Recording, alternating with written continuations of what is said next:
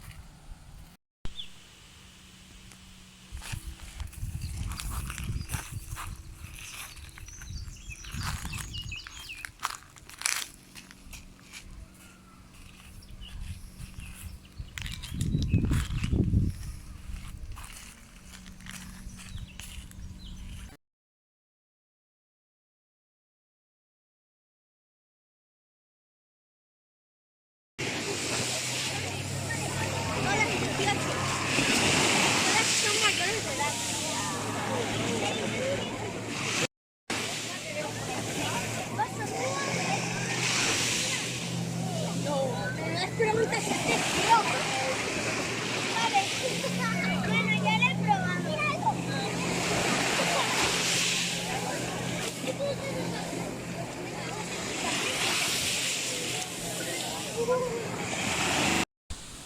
Ahora veremos la Cala Banch.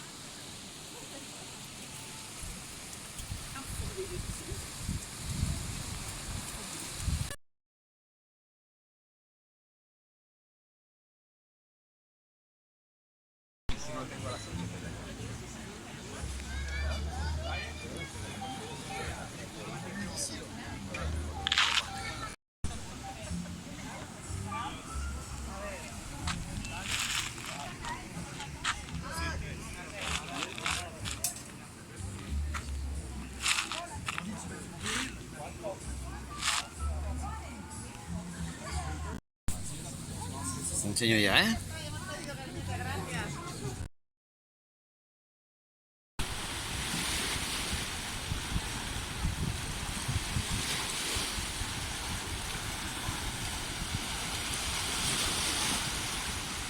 Ahora os enseño el ayuntamiento del pueblo y hasta aquí finalizo el vídeo.